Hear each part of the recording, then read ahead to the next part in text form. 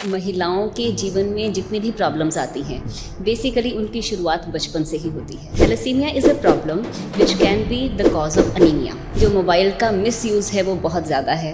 इसके लिए किसी हद तक पेरेंट्स भी रिस्पॉन्सिबल हैं। डॉक्टर क्या कहते हैं कि आप कुंडली मिलाने की बजाय अपना ब्लड ग्रुप मिलाएं। औरत की जो मेंटल हेल्थ है वो कहीं ना कहीं बहुत ज़्यादा अफेक्ट होती है। जो पेरेंट्स हैं वो बहुत ओपनली अपनी गर्ल से बात नहीं करते हैं, चाहे मेंस्ट्रुएशन को लेकर, चाहे उनकी सेक्सुअल हेल्थ को लेकर। अजीब दास्तां है ये, कहाँ शुरू कहाँ ख़त्म।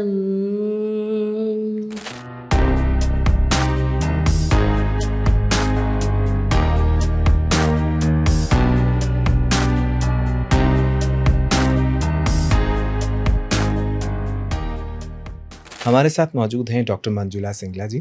आप एमडी हैं, एमबीबीएस हैं, गायनी हैं। तो आइए इनसे बातचीत का सिलसिला शुरू करते हैं और जानते हैं कि आज के इस जीवन के सफ़र में जो आज भागा-दौड़ की ज़िंदगी हो गई है, उसमें क्या कुछ, कैसे और किस नज़र से डॉक्टर साहब देखते हैं। डॉक्टर साहब बहुत-बहुत स्वागत है हमारे स्टूडियोज़ में। Thank you. डॉक्टर साहब, एक तो महिला होने के नाते जीवन वैसे ही लगता है कि बहुत आसान नहीं है। फिर उसके बाद महिलाओं की भारत में बहुत बड़ी समस्याएं रहती हैं। आप महिलाओं के जीवन को पहले तो ये बताएं कि कैसे देखती हैं भारत में। देखिए, Bharat as we all know is a developing country. तो अभी भी हम बहुत सी बेसिक जो प्रॉब्लम्स हैं, अगर मैं महिलाओं से रिलेटेड बात करूं, उनसे अभी हम जूझ रहे हैं। जो चीज़ें मे बी वेस्टर्न वर्ल्ड में नोन भी नहीं है, जिनके बारे में पता भी नहीं है, हम अभी भी we are still grappling with those problems. ठीक है, अब जैसे एक बड़ी बेसिक सी मैं बात करती हूँ कि अनीमिया यानी खून की कमी होना। तो ये चीज़ भारत में इतनी ज़्यादा प्रेवलेंट है और ये एक रूट कॉज है महिलाओं की सारी प्रॉब्लम्स को लेकर। अगर मैं बात करूँ तो ऐसे और भी बहुत से मुद्दे हैं। अगर हम डोमेस्टिक इश्यूज़ को लेकर बात करें, उनकी फ़िज़िकल हेल्थ को लेकर, मेंटल हेल्थ जिसके बारे में तो शायद हमारे देश में बिल्कुल कोई बात करने की प्रथा ही नहीं है, तो जो कि बहुत ही which is as important as a women's physical health. तो ऐसे बहुत से इश्यूज़ हैं जिनके बारे में बात होनी चाहिए, डिस्कशन होना चाहिए और उनका कोई रीज़नेबल ट्रीटमेंट निकलना चाहिए। तो आप क्योंकि महिला हैं और एक लंबे संघर्ष और बहुत मुश्किल होता है डॉक्टर के लेवल तक पहुंच पाना। आप पहुंची भी हैं और महिलाओं के साथ अभी भी जुड़ी हुई हैं। तो आप क्या समझती हैं कि महिलाओं के जीवन में जो प्रॉब्लम्स हैं, एक तो प्रॉब्लम है कि समाज की तरफ से, एक है कि जीवन में आपकी सेहत से जुड़ी हुई समस्याएं जो हैं, वो किस उम्र में ज़्यादातर आप महसूस करती हैं? क्या आप समझती हैं कि बचपन से ही शुरू हो जाती हैं कॉम्प्लिकेशंस, या कि एक ख़ास उम्र में आपको जाके तकलीफ़ ज़्यादा होती है? देखिए, मैं ये समझती हूँ कि महिलाओं के जीवन में जितनी भी प्रॉब्लम्स आती हैं बेसिकली उनकी शुरुआत बचपन से ही होती है। अच्छा। क्योंकि उनके परिवार में कैसा माहौल है, उनके माता पिता का एजुकेशन स्टेटस क्या है, उनका सोशल स्टेटस क्या है, और तो उसके बाद वो स्कूल में उनको कैसा माहौल मिलता है, कितनी इंडिपेंडेंस मिलती है। तो इन सब चीज़ों पर डिपेंड करता है कि उनका आने वाला जो फ्यूचर है वो कैसा रहेगा। तो मेरे अकॉर्डिंगली किसी भी बच्ची के लिए जो उसका बचपन है वो एक बहुत ही मतलब उसके पेरेंट्स को, उसके टीचर्स को बहुत ज़्यादा ध्यान देना चाहिए इसके ऊपर कि उसको किस तरह की एजुकेशन मिल रही है, राइट एजुकेशन मिल रही है, and that should be related to her physical health, her mental health as well as her menstrual health. This is what I would say. तो ये सब मिला के एक टोटल आप हेल्थ पैकेज आप कह सकते हो कि अगर ये सब चीज़ें सही हैं, तो एक जीवन अच्छा हो सकता है। बिल्कुल। अच्छा, अब आते हैं कि आपने जैसे बताया कि बचपन में प्रॉब्लम्स हो सकती हैं। तो किस तरह की प्रॉब्लम्स आप देखते हैं कि हमारी जो महिलाएँ हैं, वो बच्चियाँ जो हैं, उनमें किस तरह की प्रॉब्लम्स आप ऑब्ज़र्व करते हैं कि हमारे समाज में ज़्यादा प्रिवेलिंग जो है? देखिए, आजकल एक तो जैसे अब हम सब देख रहे हैं कि एक समाज का स्वरूप टोटली चेंज हो रहा है। बच्चों का बहुत ज़्यादा एक्सपोज़र है सोशल मीडिया को लेकर, अगर हम बात करें, मोबाइल्स को लेकर अगर हम बात करें, तो ऐसे में बच्चों के ऊपर इसका जो प्रभाव पड़ना वो एक तरह से आप लगाइए it's necessary evil I would से। जैसे अगर हम सोशल मीडिया की बात करें, क्योंकि उनकी सारी पढ़ाई भी मोबाइल्स पर होती है, लैपटॉप पर होती है, तो इसके साइड इफ़ेक्ट्स जो हैं वो आजकल ज़्यादा देखने में मिलते हैं। एक तो जो मोबाइल का मिसयूज़ है वो बहुत ज़्यादा है। इसके लिए किसी हद तक पेरेंट्स भी रिस्पॉन्सिबल हैं कि पेरेंट्स को होता है कि बच्चा अपना करता रहे, हमारी रिस्पॉन्सिबिलिटी ख़त्म हो जाए। तो ऐसे में बच्चे का जो अनरिस्ट्रिक्टेड यूज़ ऑफ मोबाइल है वो बहुत ज़्यादा है। तो एक तो ये एक बहुत बड़ा रीज़न है जिससे कि बच्चे की फ़िज़िकल और मेंटल हेल्थ बहुत बुरी तरह अफ़ेक्ट हो रही है। और सेकंड, इसी की वजह से प्रॉबेबली जो आजकल फ़िज़िकल एक्टिविटी है सभी बच्चों में, मे बी बॉयज़ और गर्ल्स, वो बहुत कम हो गई है। जैसे हम आजकल अपने आसपास भी देखते हैं, अपने घर में भी देखते हैं कि बच्चे बाहर जाना पसंद ही नहीं करते हैं। और इसका एक, जिसे हम कहते हैं ना कि जब नेचर से आपका जुड़ाव ख़त्म हो जाता है तो इसका एक बहुत ही बुरा प्रभाव पड़ता है लॉन्ग रन में बच्चे की साइक के ऊपर भी। और तीसरा, जैसे जो हमारे देश में जो एक, जैसे आप लगाइए, जो सामाजिक जो सिस्टम चलता है, जो ताना सोशल बाना सिस्टम चलता चलता है, तो उसमें हम बहुत ओपनली अपने बच्चों से कम्युनिकेट नहीं करते हैं। जो ज़्यादातर में भी, अगर हम कॉस्मोपॉलिटन सिटीज़ की बात करें, उसमें शायद maybe parents are more educated, they talk more openly to their children. लेकिन जहाँ तक एक नॉर्मल टाउन्स और सिटीज़ का सवाल है, वहाँ पे जो पेरेंट्स हैं वो बहुत ओपनली अपनी गर्ल्स से बात नहीं करते हैं, चाहे मेंस्ट्रुएशन को लेकर, चाहे उनकी सेक्सुअल हेल्थ को लेकर। और इससे भी मतलब बच्चे के ऊपर थोड़ा सा मतलब काइंड ऑफ बच्चे में इनसिक्योरिटी आती है, तो वो दूसरे सोर्सेज से जो एजुकेशन है वो लेने की कोशिश करता है, जो कई बार सही नहीं होती। तो ये सब फैक्टर्स हैं जो पेरेंट्स को, टीचर्स को ज़रूर माइंड में रखने चाहिए कि बच्चियों को right education at the right time देना, ये उनका एक कर्तव्य है। तो आपके पास जब बच्चियाँ आती हैं तो क्या आप महसूस करते हैं कि काफ़ी देर के बाद आती हैं? क्योंकि महिलाओं में ज़्यादातर हमने तो यही देखा है कि महिलाएँ ज़्यादातर अपने बारे में या अपनी हेल्थ के बारे में उतनी अवेयर नहीं रहती हैं। तो आपने महसूस किया होगा कि क्या वो बहुत लेट आती हैं, समस्याएँ जब बहुत गंभीर हो जाती तभी आती हैं या कि टाइम पर आ जाती हैं? देखिए, महिलाएं तो तभी आती हैं खुद भी और अपने बच्चों को लेकर जब कोई प्रॉब्लम होती है। पानी सर से ऊपर नहीं। जी हाँ। तो तो उसमें रादर आई वुड वांट कि सभी जो पेरेंट्स हैं वो एक बार जब बच्चियों की मेंस्ट्रुएशन की एज स्टार्ट होनी हो तो उस समय पर पेरेंट्स ज़रूर आएँ अपने बच्चों को लेकर डॉक्टर के पास, ताकि एक प्रिलिमिनरी एजुकेशन जो है डॉक्टर उन दोनों को दे सके, बच्चों को भी और माँ को भी। नो डाउट आजकल देखिए सोशल मीडिया पर बहुत इसके बारे में एजुकेशन और बहुत सारा मटेरियल उपलब्ध है, लेकिन जब आप एक राइट सोर्स से एक डायरेक्ट आप इंफॉर्मेशन लेते हैं तो वो that goes into your head. तो क्या सो आप ये कहना चाहेंगे कि मतलब अगर प्रॉब्लम नहीं भी है तब भी डॉक्टर के पास टाइमली चले जाएँ तो कैसे? जी, देखिए इसी को हम प्रिवेंशन बोलते हैं। Prevention is always better than cure. तो अगर आपके पास पहले से ही आपको मालूम है कि क्या-क्या करके आपको ये प्रॉब्लम नहीं आएगी, तो ऐसे में आप डेफ़िनेटली उस प्रॉब्लम से बच सकते हैं and you are more prepared mentally as well as physically कि आप उस प्रॉब्लम को आने ही ना दें, and if that problem comes, you are in a better position to handle that. Hmm. चलिए अब किशोरावस्था से आगे बढ़ते हैं। युवावस्था आ गई और युवावस्था में मैरिज हो गई, शादी हो गई और शादी के दौरान भी प्रॉब्लम्स आ सकती हैं। बिल्कुल, बिल्कुल। देखिए शादी के पहले भी और शादी के बाद भी आजकल जो ज़माना है वो है टोटल अवेयरनेस का, कि आपको सब कुछ पता होना चाहिए कि अगर आपने मैरिज करनी है विद अ पर्टिकुलर पर्सन, तो आजकल हम एज़ अ डॉक्टर क्या कहते हैं कि आप कुंडली मिलाने की बजाय अपना ब्लड ग्रुप मिलाएँ। अच्छा। हाँ, तो आप उसमें देखें कि आपके ब्लड ग्रुप सेम है कि नहीं, या आपका ब्लड ग्रुप पॉज़िटिव या नेगेटिव तो नहीं है। तो how would you define blood group same होना चाहिए या कि डिफरेंट होना अच्छा देखिए, होता है? इसमें ये चीज़ इतनी मैटर नहीं करती है कि ब्लड ग्रुप सेम हो या डिफरेंट हो, दैट डज़न्ट मैटर। हुँ, आपको अवेयरनेस होनी चाहिए, क्योंकि अगर सपोज़ जो लड़की है उसका ब्लड ग्रुप पॉजिटिव है और जो बॉय है उसका ब्लड ग्रुप नेगेटिव है, या vice versa, may be girl का नेगेटिव है और बॉय का पॉजिटिव है, so that can have implications on your pregnancy. तो उसमें जो ये प्रेगनेंसी थोड़ी-सी हम हाई रिस्क लेके चलते हैं, और इसमें प्रेगनेंसी के दौरान थोड़ा-सा ध्यान रखना होता है, कुछ एक टेस्ट्स होते हैं वो हमें करवाने पड़ते हैं। इसी तरह से अगर सपोज़ बॉय और गर्ल ने अपना ब्लड चेक कराया है और बाय चांस किसी का खून कम निकल आया, तो उसके बाद हम फर्दर एडवाइस करते हैं कि आप थैलेसीमिया टेस्ट कराएँ, क्योंकि thalassaemia is a problem which can be the cause of anaemia. अब अगर सपोज़ लेट्स अज़्यूम गर्ल को थैलेसीमिया निकल आया, तो उसमें बॉय का थैलेसीमिया स्टेटस चेक होना बहुत ज़्यादा ज़रूरी है, क्योंकि अगर दोनों को थैलेसीमिया है तो 25% चांस है कि बच्चे को मेजर थैलेसीमिया होगा और वो बच्चा सर्वाइव नहीं करता है। अरे वाह! तो ऐसी बहुत से और सारे इश्यूज़ हैं कि जिसमें हम गर्ल्स को पहले से ही एजुकेट करते हैं कि आपको कौन सी वैक्सीन्स लेनी है बिफोर यू गेट प्रेग्नेंट। तो ये सब चीज़ें तभी होंगी if you come to a doctor before you are getting married, before you are planning your pregnancy.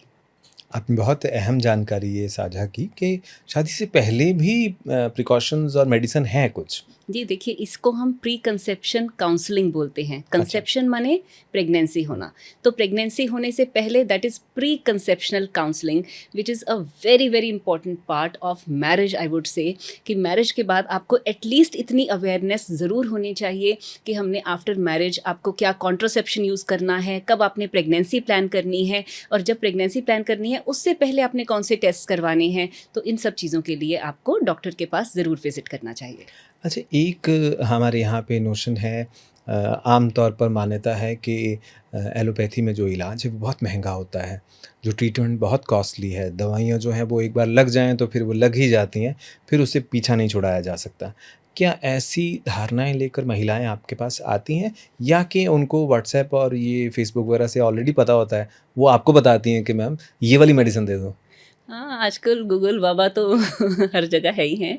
But जैसे इस के बारे में मैं एक ज़रूर आपको बात बताना चाहूँगी, जो आपने कहा कि दवाइयाँ लग जाती हैं। अब देखिए, जैसे जस्ट फॉर एग्ज़ाम्पल मैं थायराइड की बात करूँ, ठीक है? आजकल थायराइड जो है वो बहुत लोगों में पाया जाता है। प्रॉबेबली ये पहले भी होता होगा, बट बिकॉज़ अब इसकी टेस्टिंग बहुत ईज़िली अवेलेबल है, तो हर एक पर्सन खुद ही टेस्ट करवा के हमारे पास आता है कि डॉक्टर साहब देखिए हमारी रिपोर्ट इसमें प्रॉब्लम आई है। तो जैसे मैं थायराइड की बात करूं, या सपोज हम डायबिटीज़ की बात करें, या लेट्स से ब्लड प्रेशर की बात करें, तो हाइपरटेंशन। हाइपरटेंशन की बात करें, तो ऐसे में देखिए जो भी मेडिसिन्स हम प्रिस्क्राइब करते हैं, हुँ। सबसे पहला क्वेश्चन पेशेंट का ये होता है कि डॉक्टर साहब अब ये हमेशा लेनी पड़ेगी, अब ये गोली लग गई मुझे। तो the way I explain to the patient कि सपोज आप में थायराइड के लेवल्स कम हैं, सबसे पहले आपने ये समझना है कि थायराइड हार्मोन आपकी टोटल बॉडी की फंक्शनिंग के लिए बहुत ज़रूरी है। आपके ब्रेन से लेकर आईज से लेकर ब्लड बनना, किडनीज, आपका बॉडी का हर फंक्शन थायराइड हार्मोन पे डिपेंडेंट है। Now suppose this is a normal level that a patient person should have. अब सपोज आप में ये थोड़ा सा कम है, तो हम सिर्फ थायराइड हार्मोन को सप्लीमेंट करके हम वो लेवल आपका नॉर्मल लेके आ रहे हैं, तो you should be very happy taking it.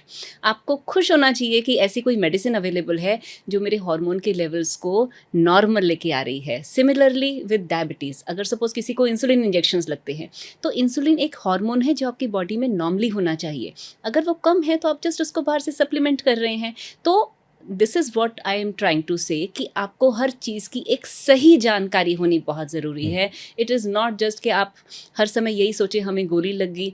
बीमारी का नुकसान ज़्यादा है, आप उसके लिए जो ट्रीटमेंट ले रहे हैं वो सिर्फ़ और सिर्फ़ आपको फ़ायदा देगा अगर आप उसे अंडर सुपरविज़न लेते हैं। हुँ। तो अब उसके आगे बढ़ते हैं कि हमारी एक एडोलेसेंट एज के बाद हम किशोरावस्था को पार करके युवावस्था को पार करके बच्चे भी हो गए, और बच्चों के बाद अब एक वो स्टेज आती है जब 35-40 या उसके आसपास महिलाओं में और तरह के चेंजेस भी होते हैं। उस समय भी ध्यान रखने की ज़रूरत है? देखिए, ये आई वुड से कि एक बहुत ही क्रिटिकल टाइम पीरियड होता है एक औरत की ज़िंदगी का, हुँ। क्योंकि 40 के आसपास बच्चे टीनेज में पहुंच गए होते हैं और उनके अपने प्रॉब्लम्स चल रहे होते हैं, फिर उसके बाद उनकी पढ़ाई, उनकी जॉब, तो घर के बहुत सारे स्ट्रेस होते हैं। आपको पता है हमारे देश में ज़्यादा जो है वो संयुक्त परिवार की प्रथा है अभी भी, और बहुत सारे जो फैमिली इश्यूज सबके चलते हैं। तो इससे जो एक औरत की जो मेंटल हेल्थ है वो कहीं ना कहीं बहुत ज़्यादा अफेक्ट होती है, क्योंकि बहुत ज़्यादा हमारे देश में कम्युनिकेट करने का, अपनी जो मेंटल प्रॉब्लम्स हैं उसे बताने का ट्रेंड अभी नहीं है। तो ऐसे में औरत बहुत ही सफ़र करती है अंदर की अंदर, और बहुत सारी हेजिटेशंस होती हैं।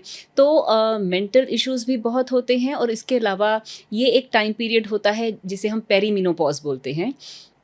40 के बाद अराउंड 45 ईयर्स ऑफ एज पे मेंसेस जो हैं वो स्टॉप हो जाते हैं, जिसे कि मेनोपॉज कहा जाता है। तो जब ये ट्रांजिशन पीरियड चल रहा होता है तो कई बार मेंस्ट्रुअल प्रॉब्लम्स भी बहुत सी चल रही होती हैं। So in addition to the mental problems, these are other physical problems that the female has to face.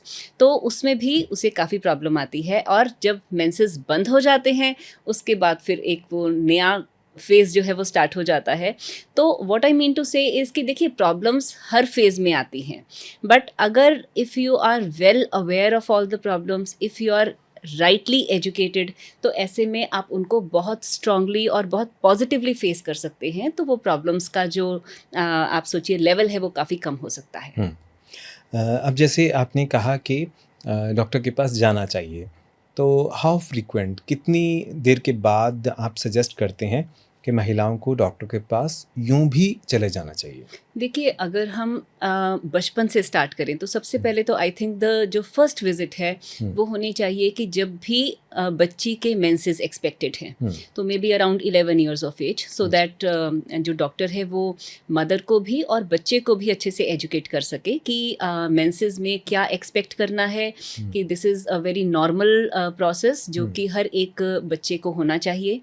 तो उसके बाद जब आप maybe around 12-13 years of age, cervical cancer से रिलेटेड हम एक जानकारी जो है सब पेशेंट्स के साथ ज़रूर हम साझा करते हैं, जिसमें कि हम उन्हें सर्वाइकल कैंसर से रिलेटेड जो वैक्सीन अवेलेबल है उसके बारे में ज़रूर गाइड करते हैं। ये अभी पीछे पार्लियामेंट में डॉक्टर सुधा मूर्ति ने भी किसी वैक्सीन के बारे में बात की थी, क्या आप उसी के बारे में बात करें? जी हाँ, ये सर्वाइकल कैंसर की वैक्सीन है जो कि हम सभी बच्चों में ख़ास तौर पर इसे बहुत प्रमोट करते हैं, क्योंकि देखिए, वैक्सीन बेसिकली हम सब समझते हैं कि जैसे जब बच्चा पैदा हुआ तो उसे बीसीजी का वैक्सीन लगा, डीपीटी, पोलियो का वैक्सीन लगा, लेकिन ये उनको उन बीमारियों से बचाती है, पोलियो से बचाती है, पीलिए से बचाती है, डिप्थीरिया से बचाती है। तो अब देखिए कितनी एक अचरज भरी बात है कि एक कैंसर के अगेंस्ट वैक्सीन अवेलेबल है, और वो भी सर्वाइकल कैंसर। सर्वाइकल कैंसर के बारे में हम बात क्यों करते हैं? क्योंकि ये भारतीय महिलाओं में होने वाला एक बहुत ही कॉमन कैंसर है, और ये जानलेवा कैंसर है। और अगर इसकी वैक्सीन राइट टाइम पर बच्चियों को दी जाए तो सर्वाइकल कैंसर से बहुत हद तक बचा जा सकता है। तो इसके बारे में हम ज़रूर पेरेंट्स को एजुकेट करते हैं कि वो अपनी बच्चियों को ये वैक्सीन ज़रूर लगवाएं। बहुत बढ़िया।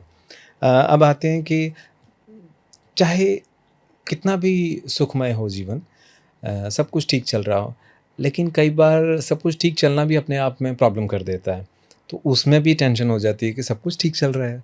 तो अब आपने डॉक्टरी करी, पढ़ाई भी करी, उसके बाद अब आप प्रैक्टिस भी कर रहे हैं। इस सब जो आपका अब तक का सफ़र रहा है, मैं समझता हूँ कि कभी ना कभी तो कई मौके ऐसे ज़रूर आते होंगे कि जब आप ही सोचते होंगे कि ये क्या हो गया। तो उस समय जब ऐसी सिचुएशन हो जाए कि ये क्या हो गया, तो फिर आप कहाँ जाते हैं, किसकी शरण में जाते हैं? भगवान की किसी जगह पे जाते हैं या कहीं घूमने जाते हैं? कैसे होता है फिर वो रिवाइवल, कैसे समझते हैं देखिए, आपका पर्सनल? एक तो है कि जब हम क्योंकि देखिए हमारे काम में सर्जरीज और ये सब चीज़ें इन्वॉल्व रहती हैं। अब जब हम किसी की भी सर्जरी करते हैं तो एक थोड़ा सा एक माइंड में कहीं ना कहीं, चाहे हम बिल्कुल वेल प्रिपेयर्ड होते हैं हर चीज़ के लिए, पर एक थोड़ा सा एक माइंड में कहीं ना कहीं रहता है कि पेशेंट को कहीं पे भी कोई प्रॉब्लम नहीं आए, और कई बार आ भी जाती है। तो ऐसे में बिकॉज जब हम जैसे डिलीवरी करते हैं तो हम एट ए टाइम 2 लाइफ्स के साथ डील करते हैं, मदर और बेबी। तो ऐसे में कई बार कॉम्प्लिकेशंस आ भी जाती हैं। तो ऐसे में तो अपनी जो विल पावर है, अपनी नॉलेज है, अपना एक्सपीरियंस है, लेकिन सबसे ऊपर जो भगवान है, तो भगवान पे ही सबका भरोसा रहता है अपने ऊपर भरोसा करने के बाद। और इसके अलावा जब कभी लगे कि लाइफ थोड़ी मोनोटनस हो गई है तो घूमने भी जाते हैं, बाकी कुछ एक हॉबीज़ होती हैं उनको परस्यू करते हैं। तो that is how life goes. Painting, लिखना, पढ़ना, गाना कुछ? हाँ, जैसे थोड़ा सिंगिंग, डांसिंग, इसमें थोड़ा सा। अच्छा, तो आप सिंगिंग में क्या इंग्लिश गाने, हिंदी गाने, पंजाबी गाने, नहीं कैसा? नहीं, वैसे तो हम बाथरूम सिंगर ही हैं, बट ऐसे थोड़ा बहुत गुनगुना लेते हैं। अच्छा, कैसा पसंद करते हैं गाना या गुनगुनाना? बॉलीवुड, इंडियन बॉलीवुड। पुराना, नया या फिर? नहीं, म्यूज़िक देखिए, म्यूज़िक हमेशा जो है वो सूदिंग ही रहता है। हुँ। म्यूज़िक हमेशा मधुर ही होता है, मेलोडियस ही होता है, तो जो सुनते हैं अच्छा ही लगता है। जब अपना मन कुछ खुश हो तो सब अच्छा तो लगता है। अभी खुशी हैं थोड़ा-सा अगर हो जाए जी, तो? जी। चलो मैं गुनगुनाने की कोशिश करती हूँ, जैसे ज़रूर। मैंने बताया मैं वैसे बाथरूम सिंगर हूँ, बट चलो लेट्स ट्राई। अजीब दास्ताँ है ये, कहाँ शुरू कहाँ ख़त्म, ये मंजिलें हैं कौन सी, ना वो समझ सके ना हम,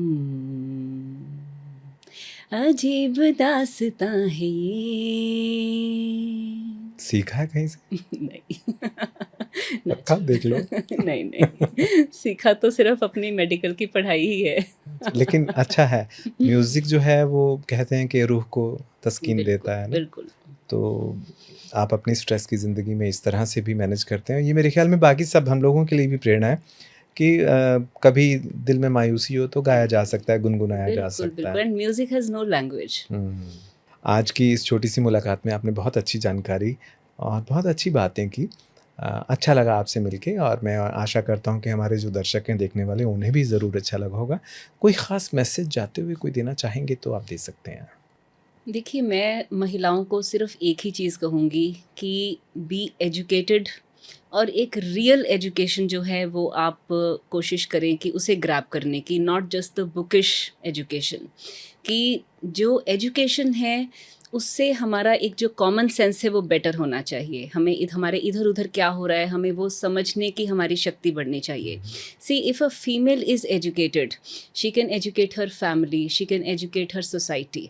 सो बी अवेयर, बी एजुकेटेड, तो उसी से आप अपना भी भला कर सकती हैं और अपने परिवार का और अपने समाज का। So this is just my message for all of you. Hmm. तो जैसा कि डॉक्टर साहब ने कहा कि व्यक्ति से समाज है और समाज से देश है, राष्ट्र है और राष्ट्र का गौरव आप तभी बन सकते हैं जब आपकी सेहत ठीक होगी। मैं समझता हूँ कि आज जो बेहद मूल्यवान बातें मैम ने की हैं, उनसे हम सब, आप सब मिल-जुल के ज़रूर कुछ न कुछ सीखेंगे और अपने आने वाले समय में जो भी हमारे आस-पास कुछ ऐसा घटित होता है जिससे हम विचलित हो सकते हैं, थोड़ा-सा जो डॉक्टर साहब ने कहा है उसके हिसाब से चलेंगे तो मेरे ख़्याल में हम बहुत सारी चीज़ों से आराम से बच के निकल सकते हैं। आज की मुलाकात में इतना ही। आपको हमारा प्रोग्राम कैसे लगा ज़रूर बताइएगा, कमेंट कीजिएगा और बहुत अच्छा लगा तो शेयर भी ज़रूर कीजिएगा। हम आपके इस प्यार के लिए जो आप हमें देते हैं उसके लिए तहे दिल से शुक्रगुज़ार हैं और आशा करते हैं कि आगे भी ये प्यार इसी तरह से बना रहेगा। आज के लिए इतना ही। डॉक्टर साहब बहुत-बहुत धन्यवाद आपका। Thank you. शुक्रिया।